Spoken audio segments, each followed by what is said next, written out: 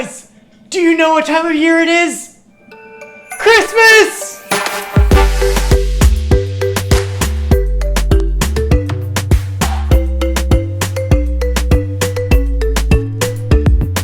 Ooh, is that my present? What's up?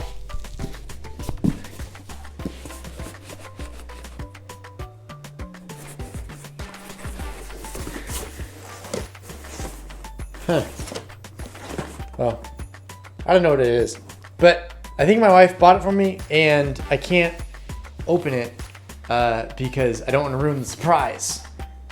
That's bad to ruin the surprises. I hope that it's the new shoes that I've been wanting or those really cool headphones that I've been wanting even more. But I don't want to ever forget about the true meaning of Christmas. Celebrating Jesus, God's greatest gift. Now I'm hopeful that this is still the great, awesome, cool headphones that I've been really, really wanting, or new shoes, or yeah. But in today's story, we're hearing about hope and how they were hoping and waiting for Jesus to come patiently. The Bible. It's 66 books of history, stories, letters, and poetry that fit together to form God's one big story. The epic adventure of how He created us and loves us so much that He made a way to rescue us. As we travel through the Bible, from Genesis to Revelation, we discover people who met God and found their lives changed forever. Now, for an amazing story, inspired by the book of Isaiah, chapter 9, verse 6. Jess stared out the window at the ice beating down. Every holiday plan for the weekend had been canceled. And to top it off, the school had just released Jess's most recent grades. A D in language arts? What happened, Jess? I don't know. You're such a good storyteller. I can't make all the words work out when I try to write it down. Can I go play Mindstorm? Hun, you need to read for an hour first. An hour? I thought it was 30 minutes. Your teacher and I talked. We think a little more reading time will help. Jess glared. I don't have anything to read. You've got an entire bookshelf in your room. Those are little kid books. Then look at Emma's bookshelf. Emma was Jess's older sister, already in high school. Fine, whatever. Jess stalked upstairs to Emma's room, peeked inside. The room was empty, but everything was neatly organized. Emma had even done all of the colorful artwork on her own walls. Miss Perfect. Jess sighed. Everything seemed to come easily to Emma. Writing, math, friends, life. I'll probably be stuck in 5th grade for the rest of my life. Jess stood in front of Emma's bookshelf, running her finger over the thick spines. At last, a swirl of color on the bottom shelf caught her eye. Comic book Bible. Huh. Jess thumped down onto the floor and pulled the book off the shelf. She flipped it open, and color exploded off the page. In the beginning, God created the heavens and the earth. The images of creation were vivid and detailed, as if she were right there. Huh. Pretty cool. Jess found herself drawn into the familiar stories, seeing and hearing them in a brand new way. Moses and the Red Sea. The fall of Jericho.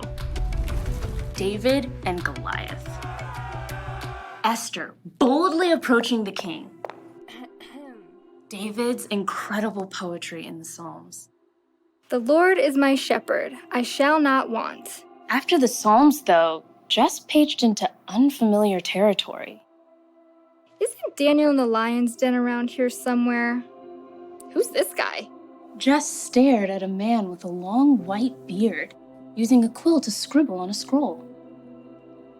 A child will be born to us, a son will be given to us. He will rule over us, and he will be called Wonderful Advisor and Mighty God. He will also be called Father who lives forever, and Prince who brings peace. Hey! Jess nearly dropped the book. She glanced up to see Emma standing in the doorway. What are you doing in my room? Mom said I could pick a book. Well, ask next time, okay? I didn't touch anything. Okay, it's fine. Emma settled down on the floor beside Jess and took a look at the book. Aunt Chris gave me this book when I started high school. It's pretty cool. I mean, until this part. It's kind of hard to make a guy writing a letter exciting. Jess pointed out Mr. Whitebeard. Oh, you mean Isaiah? Who's he talking about? Jesus? Yeah, but it's way more amazing when you look at the big picture. You see, God's people were in big trouble. Over and over, the Israelites promised to love and obey God. And then every single time, they turned their backs on him. Turn their backs? Like how? Well, they'd start praying to false gods like other nations around them, trying to do things their own way. So, God allowed them to be captured by other nations. Emma flipped back, showing images of battles, powerful foreign kings, groups of captives. The Israelites got in really big trouble. Things looked hopeless. So God just ditched them. No way. Every single time, God showed he was still with them. He sent kings who loved God like David and Solomon and Josiah. And he sent prophets like Elijah and Isaiah to speak God's truth and hope to the people. Even though they totally messed up. Yep. Through it all, God promised that he was going to send someone who would rescue them forever. Jess flipped back to Isaiah and read slowly. A child will be born to us. A son will be given to us. He will rule over us. That's only one prophecy. There are hundreds of prophecies in the Old Testament that talk about Jesus coming. Jess nodded, trying to take it in. That's a lot of promises. And God came through. The Israelites had to wait a long time, but God kept every single one of those promises when he sent Jesus to live on earth. His very own son. Oh, little town of Bethlehem and all that. You can take the book if you want. Emma tapped the comic book Bible. Jess smiled. Does God promise that I'll get a better grade in language arts? No, but he does promise to be with you and give you the patience and courage you need to keep working on it. They both listened to the ice rattling against the window. Hey, you want to play Mindstorm? Sure. Just let me read a little more first. Emma gave a thumbs up, and Jess settled back down to keep reading. She paged forward to the book of Luke, eager to see for herself again how God had delivered on his promise to send a savior.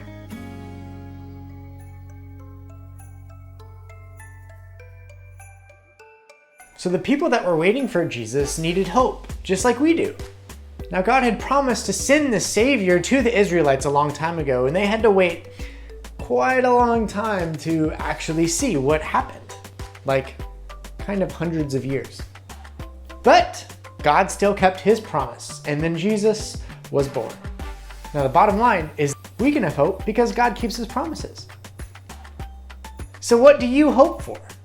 We can hope to grow in a closer relationship with God, and then take those steps to make it happen. So put your hope in God this week, and remember, don't peek at those presents. See ya!